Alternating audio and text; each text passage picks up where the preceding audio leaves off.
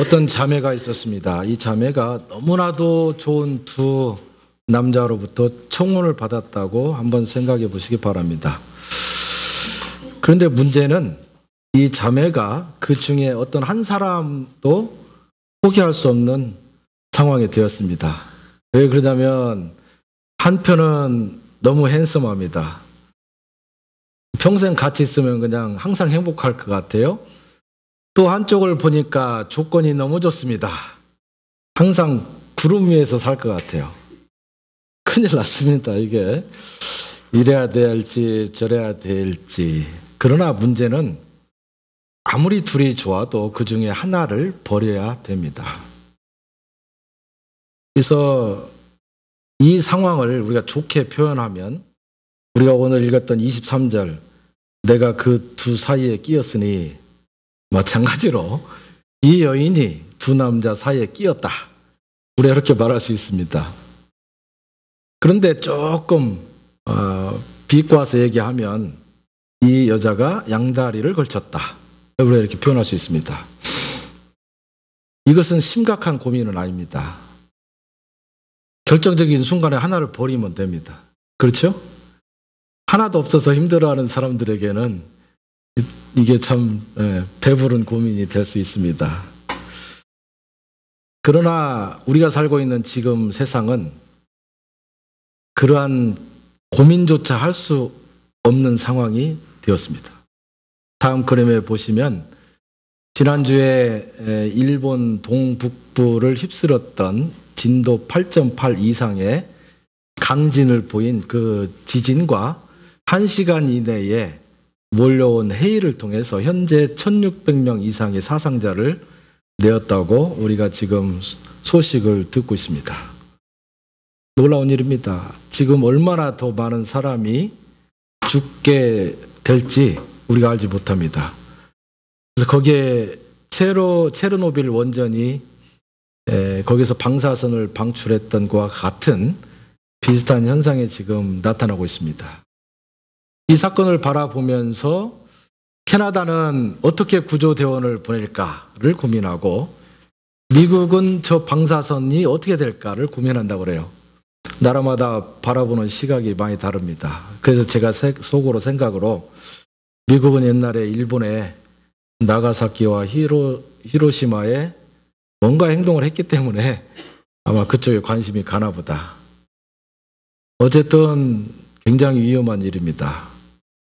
그런데 이것이 위험한 일이 비단 일본의 문제가 아니라고 생각이 되는 게 지금 한 달 사이에 세계적으로 3건의 지금 지진과 지금 쓰나미가 오고 있습니다. 놀라운 일이죠.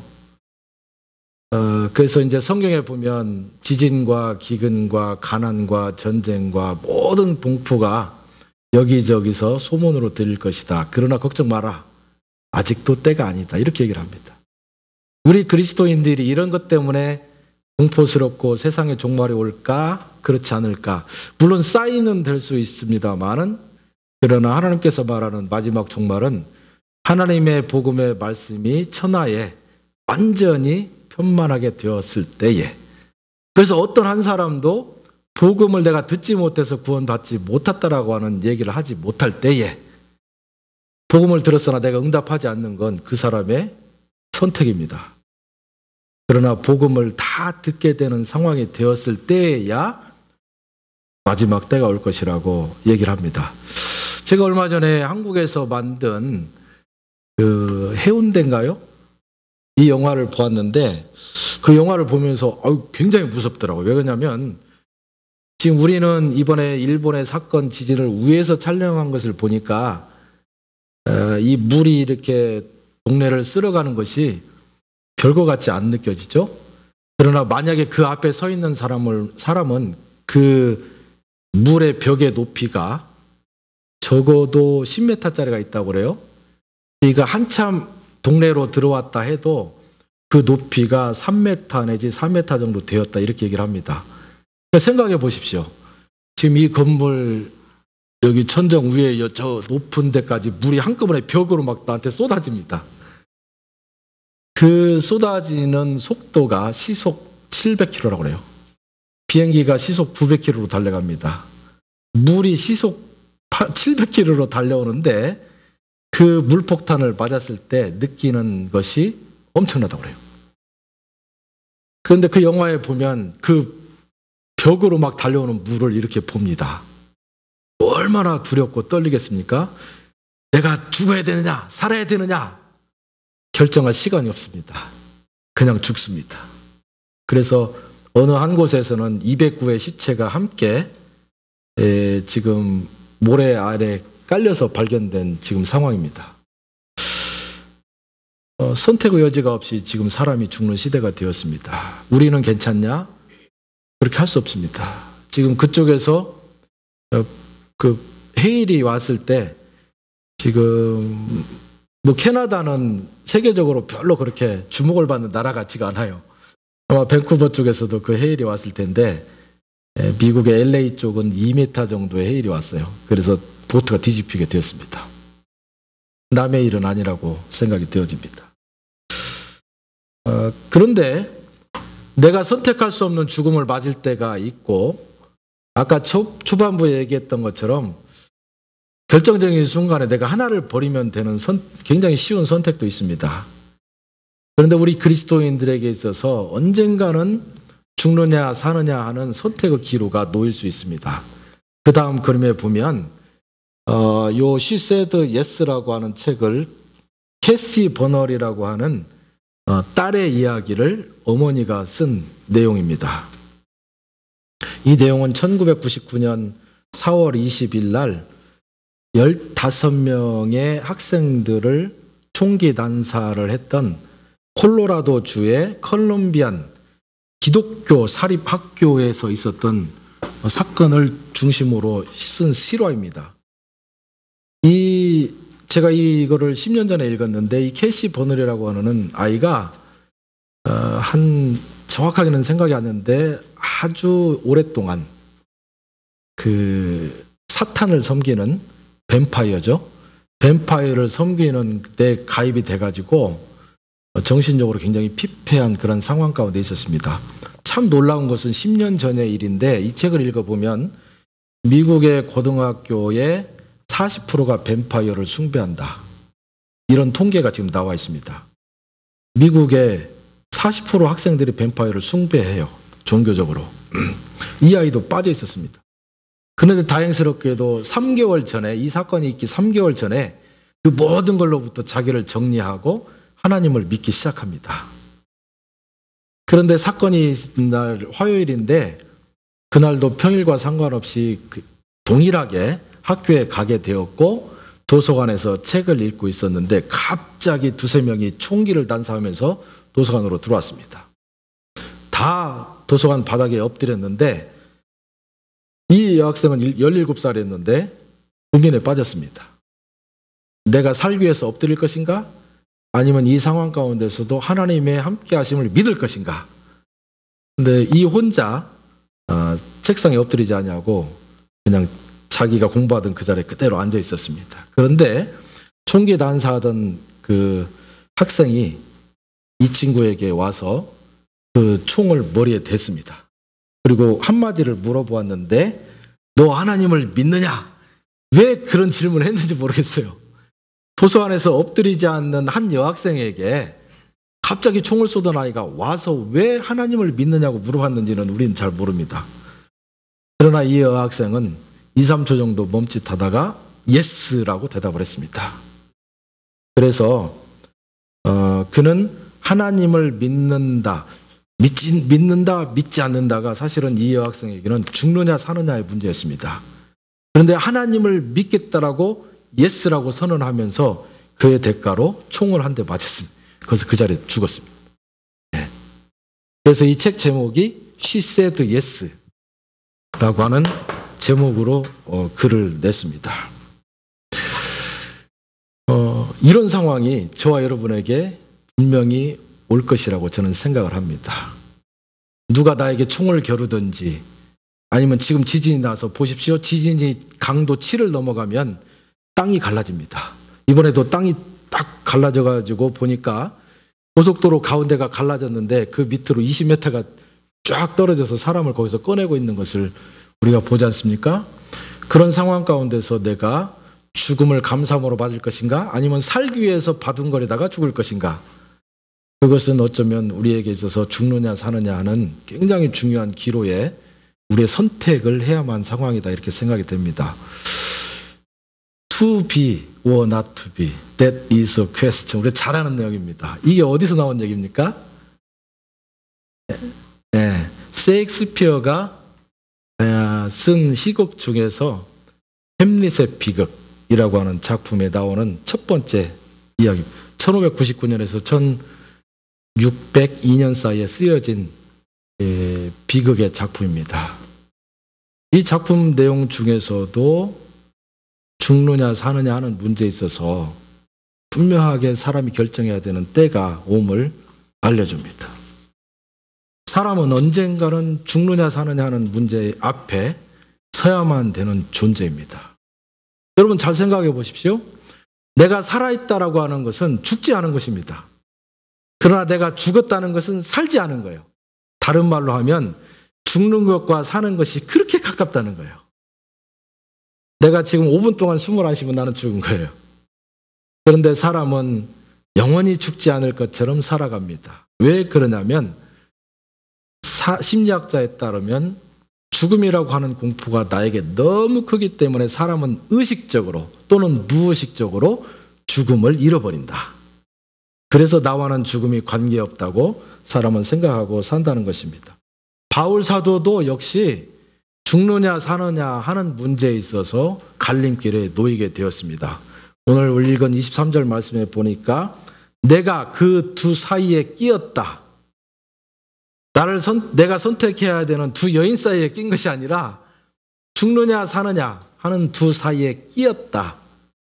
그러나 떠나서 그리스도와 함께 있을 욕망을 가진 이것이 내게는 더 좋다. 이런 얘기를 하게 되었습니다. 우리는 바울 사도의 이 이야기를 들으면서 참 놀라운 생각을 하게 됩니다. 어떻게 세상에 살면서 살아가는 것이 좋고 살아있는 것이 행복하지 왜 죽는 것이 더 행복하고 좋다라고 생각하는 사람이 정말 있을까? 이게 현실일까? 아니면 바울 사도가 그냥 하는 얘기일까? 우리가 생각해 보면 참 이해할 수 없는 부분이기 때문입니다. 여기서 우리가 오해하지 않아야 됩니다. 바울 사도는 우리가 요즘에 흔히 만나게 되는 죽음 예찬론자는 절대 아니었다라고 하는 사실입니다. 여러분, 죽음이 좋다라고 하는 사람들이 지금도 많이 있습니다. 그래서 죽기 위해서 손목을 자르기도 하고 약도 먹기도 하고 다양한 일들을 합니다. 이것은 죽는 것 자체가 나에게 행복해서 그렇다기보다는 영적으로 무엇인가에 사로잡혀서 자기 인생을 포기하는 것입니다. 세상이 싫고 남들이 싫고 나는 상처받았다고 생각하고 나는 가치 없다고 생각하기 때문에 죽음을 선택하는 그런 경우도 종종 있습니다. 그러나 바울 사도는 그런 거와 전혀 상관이 없습니다. 죽음 예찬론자가 아니라 죽은 다음에 자기에게 있을 놀라운 것들에 대한 확신 때문에 그것을 좋아하게 된 것이라는 것을 우리가 알게 됩니다. 바울 사도가 그러면 우리와 다른 사람인가?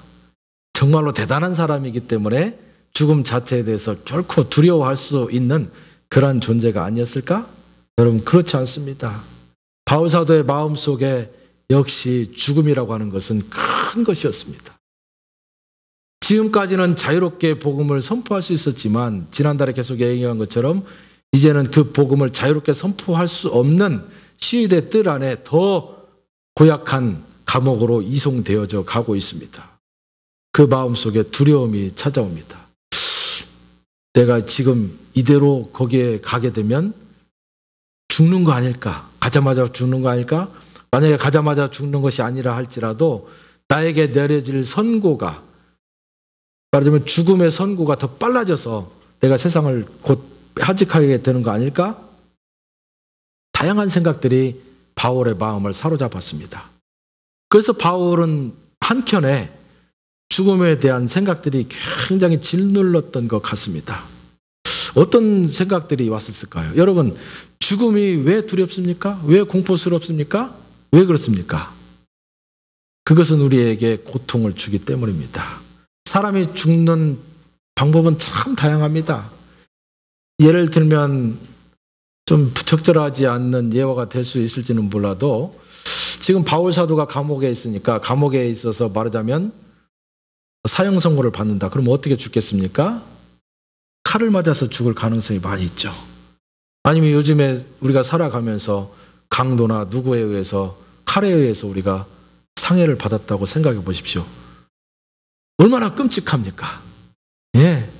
제가 손에 2개 지금 자국이 있습니다. 이 손가락이 3분의 1 정도가 잘렸었는데 지금은 괜찮습니다.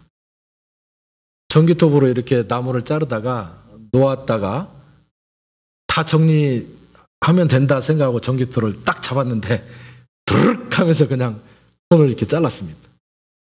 굉장히 아파요. 순간적으로 막 생각 없이 막 톱이 왔다 갔다 해도 순간적으로는요, 너무 때리는 속도가 세기 때문에 이게 아픈지 어쩐지 모릅니다.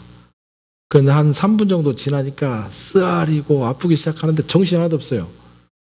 제가 페인트 할 뻔했습니다. 집사람을 막 불러서 빨리 병원 가자. 집사람은 원래 수술실에서 근무했어요. 별거 아닌 거예요, 이게.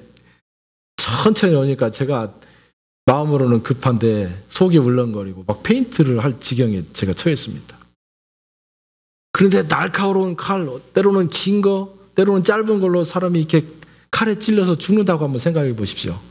생각만 해도요, 우리는 상상을 할 수 있습니다. 그래서 상상을 하면 저는 칼에 의해서 베이는 생각을 하면 아유 막 끔찍해요. 직접 베이면 얼마나 아프겠습니까? 아픈 것도 아픈 거지만 사람이요, 공포스러운 것은 무엇이냐면 내 몸에서 피가 흘러나갈 때 사람은 내 생명이 점점 사라지고 있다고 하는 생각 때문에 굉장히 공포스러운 것입니다. 그래서 피를 보면 사람이 페인트하게 돼 있어요. 아, 내가 이래서 죽는구나. 상당한 시간 동안의 죽음에 대한 공포 때문에 사실은 죽는다는 것 그 자체보다도 죽음을 내가 맞이하고 있다는 생각 때문에 사람은 힘든 것입니다. 옛날에는 화형을 많이 당했습니다. 예를 들면 바울 사도가 이제 화형을 당한다고 생각해 보십시오. 얼마나 끔찍합니까? 사람이 가장 힘들게 고통스럽게 죽는 방식이 화형이라고, 불에 타는 거라고 합니다. 숨을 못 쉽니다. 지쳐갑니다. 옛날에 초대교회 중에서도 교부들은요, 이 로마인들에게 얼마만큼 핍박을 받았냐면 이제 죽었습니다. 칼에 의해서 아니면 사지가 찍혀서 죽었습니다. 그런데 로마인들이 기독교인들에 대한 화가 안 풀리니까 그 죽은 시체를 갖다가 또 태웠습니다. 2번을 죽이는 거예요. 그런데 그리스도인들이 그 화형과 죽음을 맞이하면서 얼마나 두렵고 떨렸겠습니까? 지금 한번 생각해 보십시오. 아이고, 불이 나면요, 그 옆에 가면 뜨겁습니다. 굉장히 뜨겁고 공포스럽고 견디기 쉽지 않습니다. 저는 요즘에는 그렇지 않지만은 어렸을 때는 1년에 한두 번씩 꼭 똑같이 꾸는 꿈이 있습니다. 그게 뭐냐면 그 전에 아버지가 살던 사택, 옛날에는 마루라고 하잖아요. 이 방과 방을 연결하는 대청마루라고 하는데 그 밑에 우리 강아지가 있었는데 그 강아지 이름이 마루예요. 마루 밑에 마루가 살고 있었는데 저는 그 마루에서 한번 어렸을 때 이렇게 내려갔는데 그 마루에서 뛰어내리는 저를 옆구리를 꽉 부는 꿈을 꾸게 됐어요. 그런데 해마다 왜 그렇게 안 틀리고 똑같은 꿈을 꿨는지는 잘 모르겠습니다. 그런데 그게 큰 입으로 여기를 꽉 물면요, 2가지 고통이 옵니다. 하나는 꽉 물고 으르렁 하니까 막 웅웅웅 울리니까 얼마나 간지러운지 몰라요. 사람 죽겠는 거예요. 웃지도 못하고 빼지도 못하고 꿈속에니까 막 너무 간지럽고 힘들어요. 그런데 이게 물고 있는 힘으로 나를 계속 물어가니까 내가 곧 죽는구나 하는 생각을 하니까 그 공포와 고통이 심한데 너무 간지러우니까 웃지도 못하고 울지도 못하고 정말 지독한 그런 고통을 제가 간접적으로 꿈에서 아주 오랫동안 경험해 본 적이 있습니다. 여러분, 날카로운 이빨로 사자들이 사람을 뜯어 먹는다고 한번 생각해 보십시오. 참 놀랍습니다. 이때 당시 바울이 만약에 사형 선고를 받는다면 적어도 이 세 가지 중에 하나를 당하게 될 것입니다. 얼마나 두렵고 공포스럽고 떨리는 일이겠습니까? 요즘처럼 순간적으로 그냥 죽는 일이 있다면 모르겠는데 장시간에 걸쳐서 사형을 받는다는 건 쉽지 않았을 것입니다. 그러나 그것보다도 더 힘든 고통은 무엇이었겠습니까? 내가 죽은 다음에 세상에서 내 이름 석자가 사라지고 내 존재가 완전히 없어질 것이라고 하는 그 생각은 사람을 가장 공포스럽게 합니다. 그렇지 않습니까? 내가 그렇게 사랑하던 내 아내가, 나를 그렇게 좋아하던 내 남편이 내 이름을 더 이상 불러주지 않습니다. 우리 아이들이 나를 잃어버려 갑니다. 내 존재는 세상에서 더 이상 찾아볼 수 없습니다. 왜 그런 생각을 하게 되냐면 세상에 살아가고 있는 우리의 인생의 삶이 죽음과 함께 모든 것이 사라진다라고 하는 생각을 우리가 하기 때문에 우리 존재가 사라지는 것들이 그만큼 더 고통스럽고 가장 힘든 것이라고 우리가 생각을 합니다. 우리의 존재가 사라지고 이제 더 이상 존재 가치가 없는 내 몸은 썩어갑니다. 그리고 내가 아무 힘이 없기 때문에 구더기가 내 몸을 먹게 될 것입니다. 이런 다양한 생각들이 사람을 죽음으로부터 두렵게 하고, 죽음이라고 하는 것은 우리가 가장 힘든 것이라고 생각하게 되는 그러한 생각을 갖게 합니다. 죽음은 참 끔찍합니다. 죽음 이후의 상황은 어떻습니까? 네. 이게 가장 우리에게 심각한 문제가 되었습니다. 여러분, 왜 죽음이 공포스럽습니까? 네? 죽음 이후에 확신이 없기 때문에 그런 거 아닙니까? 네, 바로 그거예요. 바울 사도도 그런 고민이 몰려왔습니다. 그 어둑어둑한 감옥 지하에서 다양한 생각들을 하다 보니까 그 걱정이 산더미처럼 커져서 자기를 짓눌렀을 것입니다. 그런데 바울이 생각했을 거예요. 야, 도대체 죽음이 뭐길래 사람들이 이렇게 두려워하냐? 그리고 죽음이 뭐길래 나를 이렇게 힘들게 하냐? 어차피 죽음이 내 앞에 있고 내가 그 죽음을 어쩔 수 없이 맞이해야만 된다면 죽음을 두려워하고 내가 떨 것이 아니라 죽음을 한번 생각해 보자. 그리고 이 관문을 한번 어떻게 통과해 보자 라고 하는 생각을 바울 사도가 했으리라고 생각합니다. 그러면서 바울 사도는 고민했습니다. 이 죽음에 대한 내 생각은 결론이 무엇이어야 되는가? 대답을 얻었습니다. 그것이 바로 주님이었습니다. 바울 사도는 주님을 만난 경험이 있었어요. 예수님이 살아있을 동안에는 바울은 주님을 만나지 못했습니다. 지나가는 주님을 보았고 저쪽에서 설교하는 주님을 바라보면서 내가 저 단체를 어떻게 한꺼번에 모아서 죽이거나 아니면 감옥에 보낼까? 이런 만남을 했습니다. 그러나 1대1로 인격적으로 내 주님으로 그를 만나지 못했습니다. 그러나 바울 사도는 다메섹 도상에서 그 예수 그리스도를 만났습니다.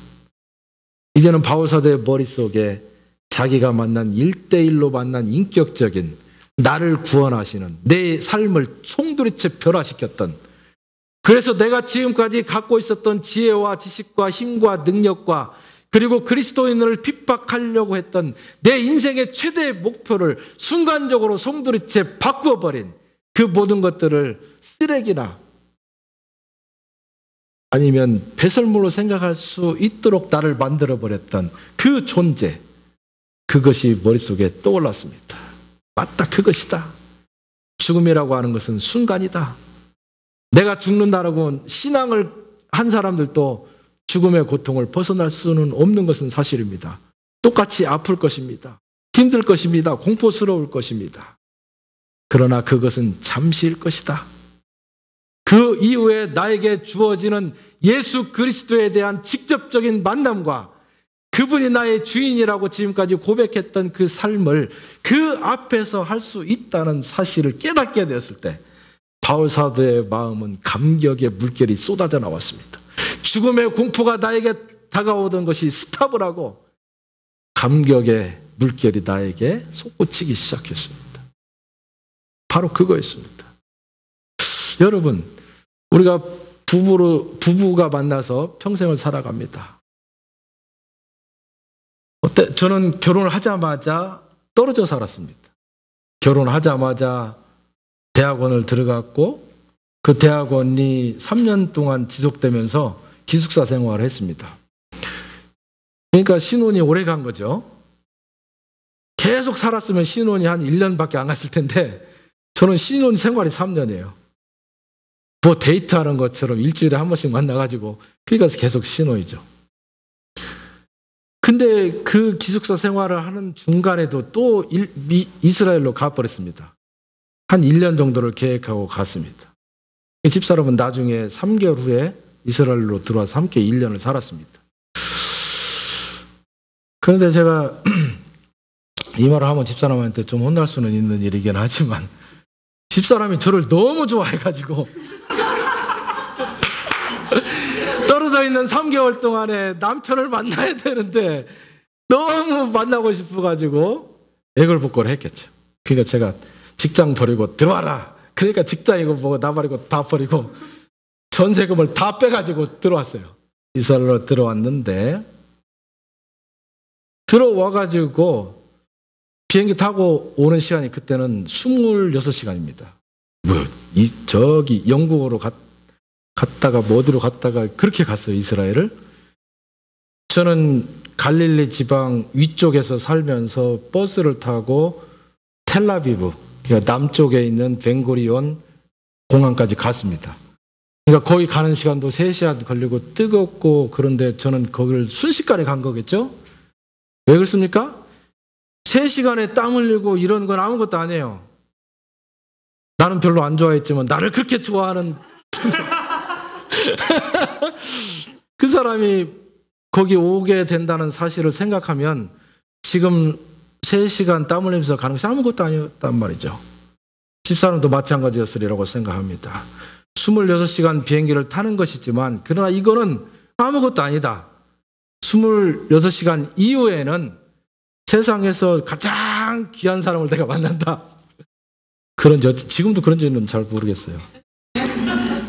어쨌든 그것을 기대하다 보니까 내가 잠깐 동안의 비행기 후에서 겪는 그 힘든 것은 아무것도 아니라는 사실을 생각했을 것입니다. 바로 그것입니다. 우리가 죽은 다음에 소망이 있는 것과 소망이 없는 것의 차이가 바로 그것입니다. 우리가 세상을 살아가면서 죽음이 내 앞에 있을 때 죽느냐 사느냐 무엇을 선택하느냐 우리에게 동일하게 고민이 될 것입니다. 그러나 그 고민 속에서 우리가 죽겠다라고 결단할 수 있는 최대의 무기는 무엇이냐? 이 죽음, 짧은 시간의 죽음을 통해서 그 다음에 영원토록 누리게 될 그 예수 그리스도와 뜨거운 만남이 나를 사로잡게 된다면 나는 죽음을 기쁨으로 받아들이게 될 것입니다. 그래서 우리의 선친들은요, 그 일제시대 때 이 송판을 쭉 깔아놓고 거기에다 못을 다 박아놓고 만약에 네가 예수를 믿는다면 지금 풀어주겠지만 아니 안 믿는다면 풀어주겠지만 예수를 믿는다고 한다면 이 송판 위를 네가 걸어가야 될 것이다. 예? 여러분은 어떻게 생각하십니까? 여기서 어떤 결단을 내리겠습니까? 저도 솔직히 말하면 고민이 될 것 같아요. 그래서 우리는 뭔가 선택할 때 자기 중심적인 선택을 할 수 있다는 생각을 하게 됩니다. 무슨 말이냐면 그래도 내가 살아서 예수 그리스도를 평생 전도하는 것이 내가 지금 그냥 죽어버리는 것보다 낫지. 하나님, 내가 지금 하나님을 믿지 않겠다고 잠깐 할 텐데 이것이 내 속마음이 아니라는 것을 꼭 알아주십시오. 타협을 합니다. 그리고 살아납니다. 살아난 다음에 나는 그때 내 진심을 얘기한 것이 아니라 타협한 결과로 얘기한 것입니다라고 자기 스스로를 합리화합니다. 저는 이것이 굉장히 위험한 발상이라고 생각합니다. 왜 그런가? 내가 하나님의 능력을 신뢰할 수 없기 때문에 내 결정에 타협을 할 수 있다고 생각하기 때문입니다.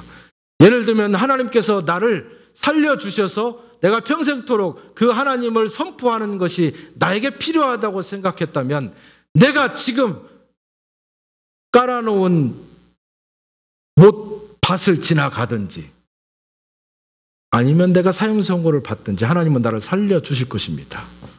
그것이 하나님의 능력입니다. 내가 그것을 믿는다면 나는 하나님 믿습니다라고 고백할 수 있습니다. 내가 그렇게 고백한 다음에 내가 사형 선고를 받는다 해도 그것은 내가 하나님께 나아가는 관문에 불과합니다. 그래서 우리는 기뻐할 수 있습니다. She said yes라고 하는 이 아가씨가 그 한마디 때문에 총에 맞아 죽었습니다. 어떤 사람들은 참 바보 같다. 왜 죽냐? 이제 3개월밖에 신앙생활 안 했는데 평생 신앙생활 하면서 더 성숙한 그리스도인으로 하나님 앞에 갔으면 얼마나 좋았겠느냐? 말하는 사람도 있을 것입니다.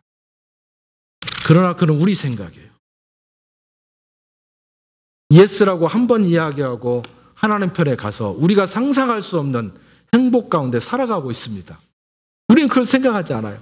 우리는 세상에 살아가는 것이 우리에게 가장 행복하고 가장 존귀한 순간이라고 생각하기 때문에 그런 발상을 할 수 있는 것입니다.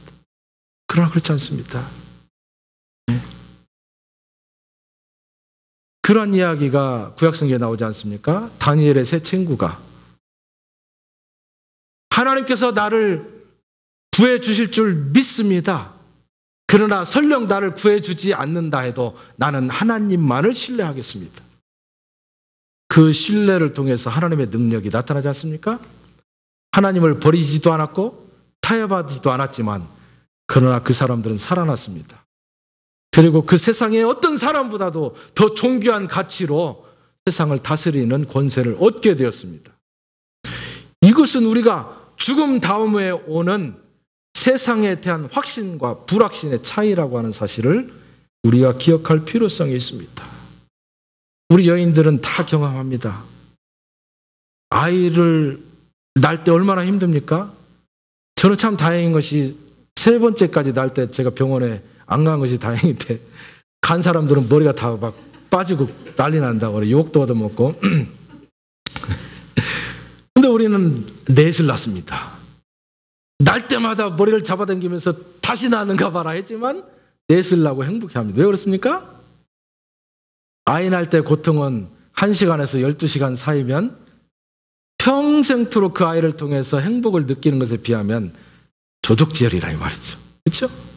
그거를 알기 때문에 그 잠시 잠깐의 고통을 감내하는 것입니다. 이 세상에서의 삶은 행복한 것입니다. 즐거운 것입니다. 왜 그러냐면 하나님께서 우리에게 그렇게 은혜로 주셨기 때문이고 그러한 삶을 우리가 살아가기 때문입니다. 그럼에도 불구하고 그 하나님께서는 이 세상에서의 삶보다도 더 훌륭하고 더 멋진 인생을 우리를 위해서 하늘나라에 준비해 두셨습니다. 우리가 이것을 볼 수 있어야 돼요. 우리가 보이는 세상만을 보면 그것을 놓치게 됩니다. 그러니까 죽음에 대한 공포가 우리를 엄습하게 되고 죽음 이후에 내 존재가 사라질 것 때문에 내가 그렇게 죽지 않으려고 발버둥 치게 되는 것입니다. 여러분 그렇다고 해서 일부러 죽으려고 노력할 필요는 없습니다. 살아야 됩니다. 하나님께서 나에게 주신 인생을 우리는 잘 관리하고 웰빙 식품도 먹고 건강한 모습으로 잘 살 수 있어야 돼요. 그러나 결정적인 순간에 죽음과 삶을 선택해야 된다면 우리는 당당하게 죽어도 되고 살아도 된다는 모두 다 취할 수 있는 수준으로 올라가야 된다는 사실이에요. 바울 사도가 그랬습니다. 죽으나 사나 내가 주의 것이로다. 죽어도 주를 위하여 죽고 살아도 주를 위하여 사느니까 죽든지 살든지 뭔 상관이 있느냐. 예, 꼭 죽어야만 은혜다? 아니면 죽어야만 더 좋은 곳에 간다? 아니면 살아야만 된다? 이런 논리가 아닙니다. 죽으나 사나 사람의 죽고 사는 문제는 하나님께 달려 있습니다. 그것 가지고 우리가 이래라 저래라 할 것이 아니고 우리를 살게 하신 하나님의 은혜가 있다면 사는 것을 행복해하고, 우리를 죽게 하도록 하는 하나님의 은혜가 있다면 죽는 것을 행복할 수 있는, 두 가지 다 나에게 행복으로 다가올 수 있는 은혜를 소유하는 것이 우리에게 좋다는 이야기입니다. 여러분 어떻습니까? 그래서 기독교 신앙이라고 하는 것은요, 그만큼 우리에게 대단한 것입니다. 네. 우리의 삶을 주관하는 그 어떤 사상보다도 우리를 견고하게 세울 수 있는 가치가 있는 능력이에요. 이 말씀, 그냥 말씀이 아니라 이것이 살아서 우리의 죽고 사는 문제까지도 뛰어넘을 수 있는 놀라운 일을 경험하게 하는 체험적인 현실입니다. 그래서 어떤 사람들은 우리 기독교를 가리켜서 나약하다, 힘이 없다, 좋은 말만 하는 단체다, 강하지 못하다. 여러분, 그건 기독교를 잘 몰라서 그런 거예요. 그 어떤 무기가 우리 기독교의 사랑을 죽일 수 있습니까? 내 죽겠다고 나서는 기독교의 사랑의 신앙이 있는데 그것을 덤빌 만한 세상에 무기가 어디 있어요? 그것을 약하다고 하는 사람이 있다면 참 아직도 세상을 잘 모르는 거죠. 그렇죠? 기독교는 강한 것입니다. 기독교 신앙은 그만큼 위대한 것입니다. 왜 그렇습니까? 하나님께서 보내신 나의 삶 안에서 하나님의 능력을 성령으로 말미암아 채워가기 때문에 그런 것입니다. 내 힘으로 그렇게 할 수 없어요. 성령이 나와 함께하기 때문에 그런 능력을 발휘할 수 있게 되는 것입니다. 바울 사도가 자기 논리에서 나온 것이 아니었습니다. 바울 사도는 분명히 예수 그리스도를 만난 경험을 토대로 이 결정을 하게 된 것이라고 저는 믿습니다. 왜 그러냐면 지금까지 자기가 그렇게 목표로 삼고 인생 최고의 가치라고 생각했던 모든 것들을 순식간에 놓을 수 있도록 한 예수 그리스도의 첫 번째 만남, 그 만남이 어떤 변화를 나에게 일으켰는지는 모르지만 내가 송두리째 바뀌어서 내 인생 전체를 그분에게 걸겠다라고 했던 그 만남, 그것이 바울 사도의 삶 속에는 진동을 느낄 만큼 살아있었습니다. 문제는 그것입니다. 여러분의 삶 속에, 여러분의 인생 가운데 예수 그리스도를 그렇게 현실적으로 만난 경험이 있느냐 하는 문제입니다. 죽고 사는 것 문제가 쉽게 되는 것은 그냥 되는 게 아닙니다. 여러분의 삶을 통해서 바울 사도가 겪었던 그 예수 그리스도를 현실적으로 여러분이 체험할 수 있어야 됩니다. 그래서 기독교 신앙은 지극히 복음적이고 그 다음에 말씀 중심의 신앙입니다. 그러나 그 말씀 속에서 만나는 예수 그리스도를 체험적으로 경험하지 않고서는 살아있는 신앙을 우리가 체득해내기는 쉽지 않습니다. 우리 기독교 신앙은 지극히 이성적입니다. 그러나 하나님께서는 그 이성과 함께 실제로 살아계신 모습으로 우리와 접촉되시는 만남을 우리에게 끊임없이 요구하고 계십니다. 그것이 바로 우리 기독교 신앙이에요. 그래서 이성이다, 체험이다, 나눌 필요가 없어요. 그것이 현실적인 삶이기 때문에 두 가지가 동시에 우리 가운데 현실로 다가오게 되는 것입니다. 문제는 무엇입니까? 내가 그 하나님을 만났느냐? 내가 그 하나님을 만남으로 말미암아 내 인생의 모든 가치를 귀중하게 여길 뿐만 아니라 순간적으로 선택해야 되는 상황에서 이 가치보다도 하나님의 가치를 더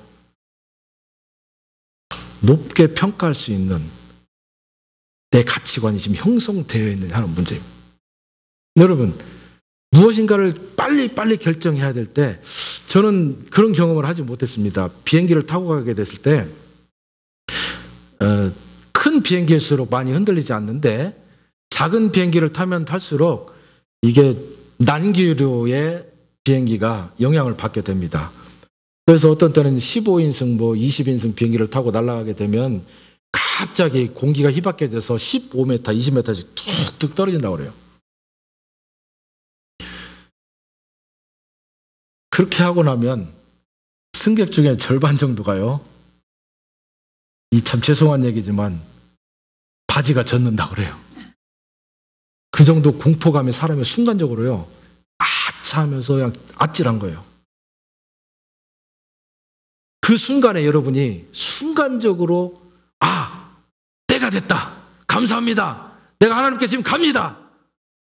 라고 하는 생각을 번뜩이면서 할 수 있는 신앙이 여러분한테 있습니까?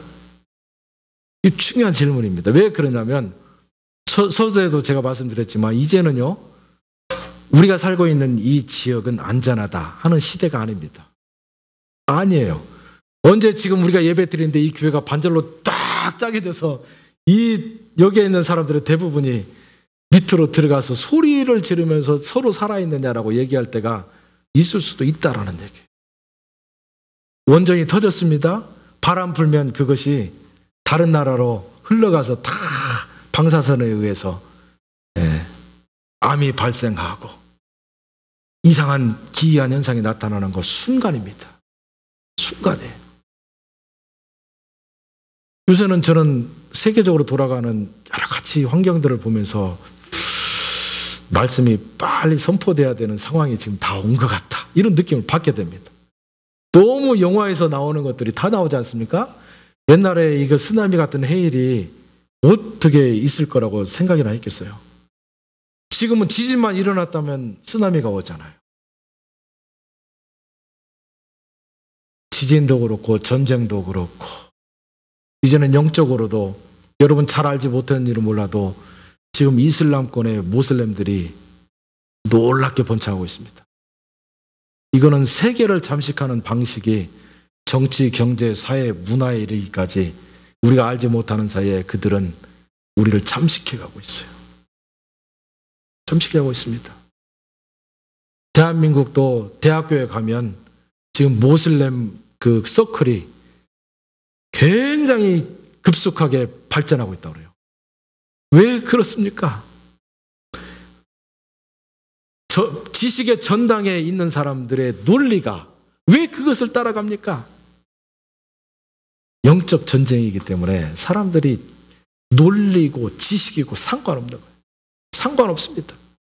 우리의 영적 세계를 이끌어가는 사탄은 그만큼 우리를 쉽게 잡아당길 수 있는 실력이 있는 존재입니다. 우리의 힘으로 하려고 하고 우리가 노력하려고 하고 안 된다는 거예요. 성령이 우리를 주관하고 그 성령이 뭔가를 결단하게 하고 내가 결단하는 것 같지만 그러나 성령의 도우심을 따라서 바른 결정을 순간적으로 할 수 있는 그 신앙을 우리가 갖지 않으면 21세기 나는 행복하다, 나는 평안하다, 나는 성공했다 라고 하는 동안에 그 중에 하나님의 나라가 급속도로 임한다고 했습니다. 여러분 옛날에는 언제 하나님의 나라가 오느냐에 관심이 많아서 요즘에 그 얘기 안 합니다. 왜 그렇습니까? 잘 먹어서요? 잘 살아서요? 행복해서요? 그렇지 않습니다. 영적으로 우리가 깨어있지 않기 때문에 그런 것입니다. 우리 영적으로 깨어있어야 돼요. 성경이 말하지 않습니까? 우리가 평안하다고 할 때 그 시기가 사실은 영적으로 보면 우리가 가장 긴장해야 된다는 바로 그때라는 거예요. 그런데 바울 사도가 왜 감옥 속에서 깨달았던 죽음과 삶을 뛰어넘는 이 이야기를 편지를 통해서 빌립보 교인들에게 하고 있습니까? 여러분 한번 24절 26절 한번 읽어보겠습니다. 내가 살 것과 너희 믿음의 진보와 기쁨을 위하여 너희 무리와 함께 거할 이것을 확실히 하노니 내가 다시 너희와 같이 있으므로 그리스도 예수 안에서 너희 자랑이 나를 인하여 풍성하게 하려 함이라. 바울 사도의 마음속에는 내가 지금 죽는 것에 대한 욕망이 있다고 했습니다. 욕망은 무엇입니까? 끊을래야 끊을 수 없는 내 안에서부터 불타오르는 그 소원입니다. 하나님의 나라가 얼마나 가고 싶었는지, 왜냐하면 예수 그리스도를 대면할 거 생각하니까 끓어오르는 욕망처럼 죽음에 대한 기쁨이 있었습니다. 그러나 그 기쁨을 살짝 뒤로 미루어 놓을 수 있는 한 가지 이유가 있었습니다.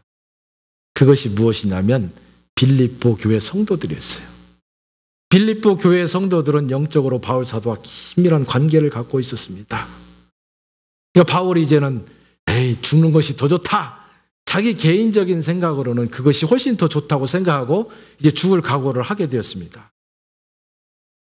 그런데 자기와 영적으로 관련되어져 있는 빌립보 교인들의 기도와 그들의 소식과 그들의 헌금과 그들의 다양한 반응들이 자기에게 계속 오는 것을 보면서 그래도 지금 죽으면 안 되겠다 이런 생각을 하게 된 것입니다. 그것이 바로 바울 사도와 빌립보 교인들이 갖고 있었던 영적인 교제였습니다. 우리는 우리의 죽음과 우리의 삶을 나를 하나를 중심으로 생각하면 쉽게 결단할 수 있습니다. 그러나 우리가 하나님의 백성으로 하나님의 백성은 한 사람을 백성이라고 하지 않습니다. 하나님의 시민이라고 하겠죠. 그러나 하나님의 백성이라고 할 때는 적어도 두 사람이 되어야 됩니다. 하나님의 백성이라고 하는 것은 무엇입니까?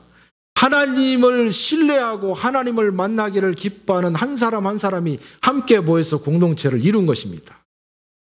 이제는 나의 죽음과 나의 삶의 결정을 나를 위해서 하는 것이 아니라 내 삶과 내 죽음이 내 공동체에 어떤 영향을 줄 것인가? 내 공동체에 그것이 좋은 것인가? 그것이 나쁜 것인가를 생각하는 수준으로 나가야 된다는 결론입니다. 그래서 바울 사도는 편지를 합니다. 내가 죽거나 살거나 이제는 다 좋다. 나는 그 사이에 끼었는데 두 가지 다 좋기 때문에 무엇을 선택해야 될지 사실은 모르겠다. 이 얘기는 뭐냐면 하나님이 무엇을 주시든지 받겠다 이 얘기입니다.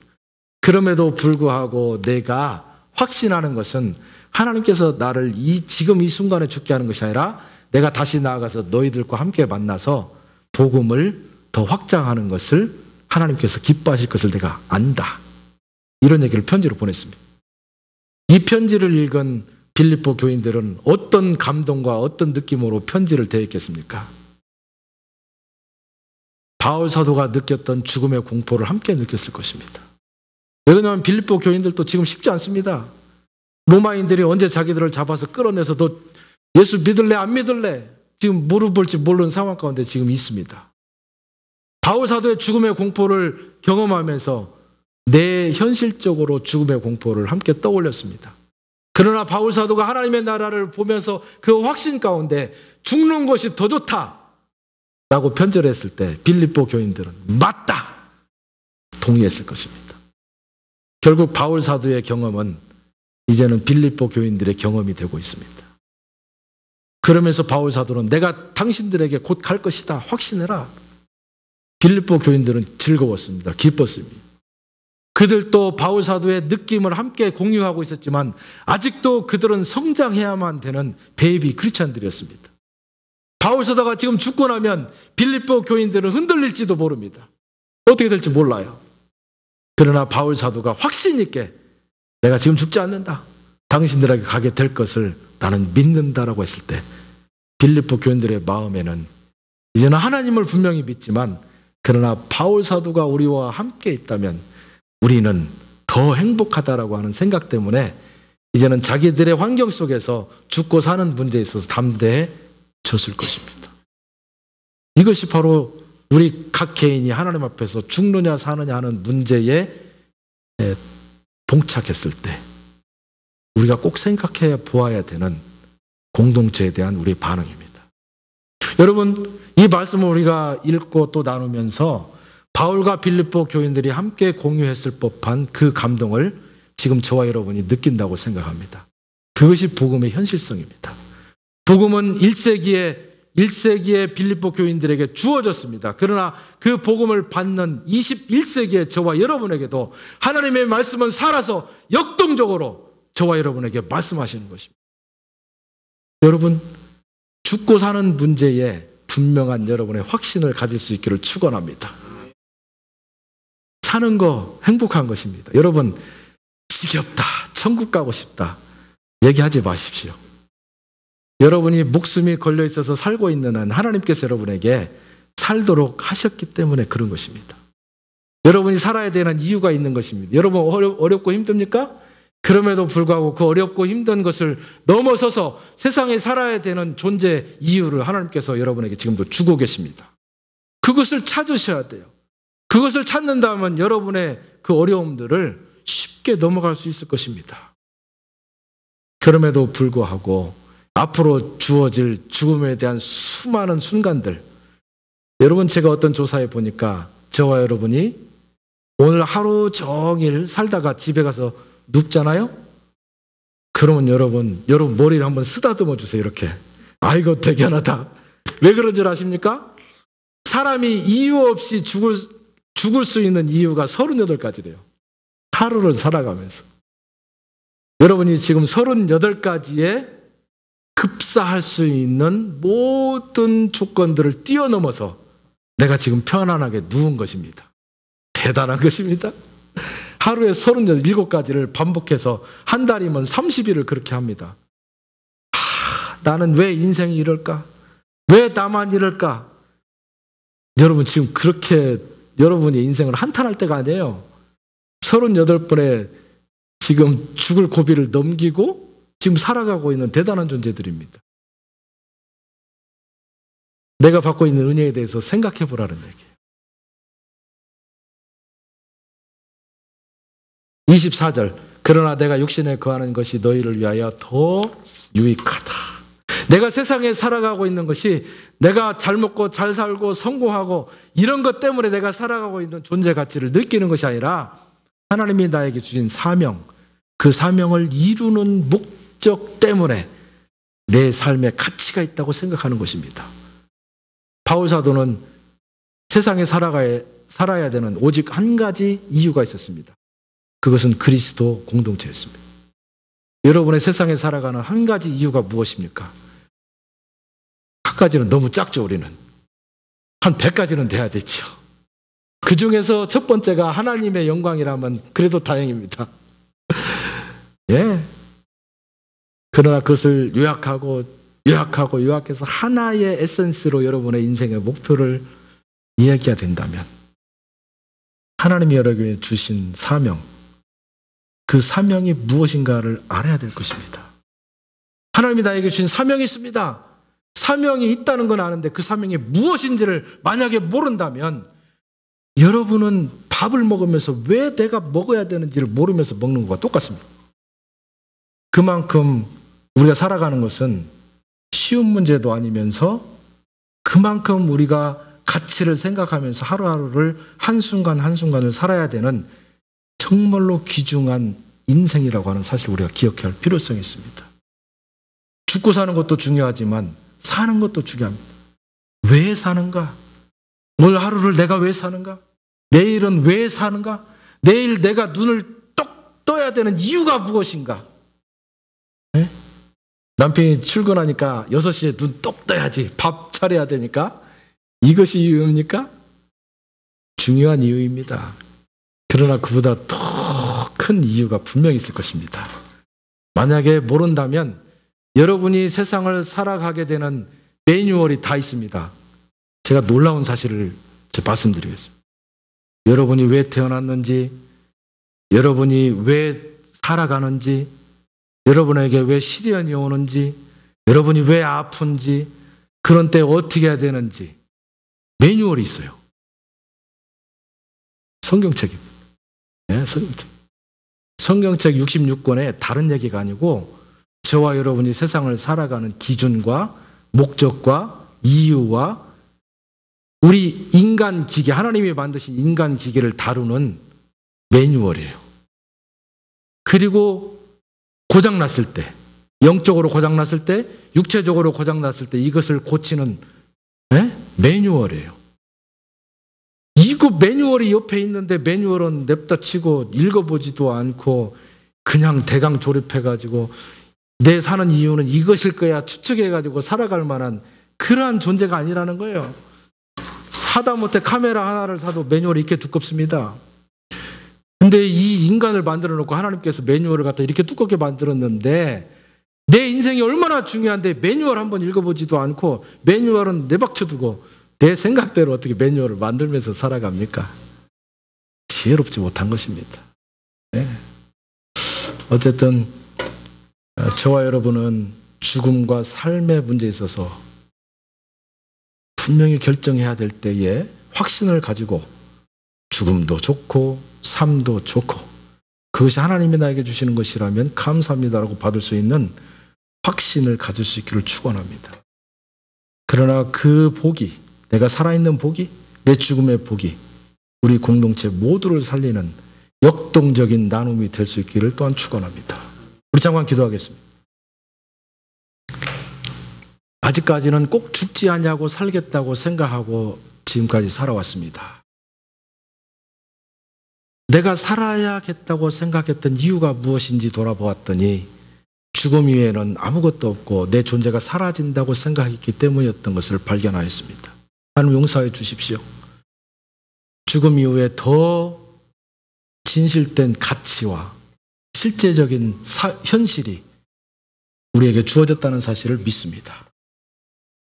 확신을 가지고 죽음을 대비할 수 있는 내가 되게 하여 주옵소서. 또한 내가 갖고 있는 삶과 죽음에 대한 태도와 내 결정 모든 것들을 우리 공동체 안에서 나누면서 서로 협력할 수 있는 내가 되게 하여 주옵소서. 여러분 기도하실 수 있기를 바랍니다.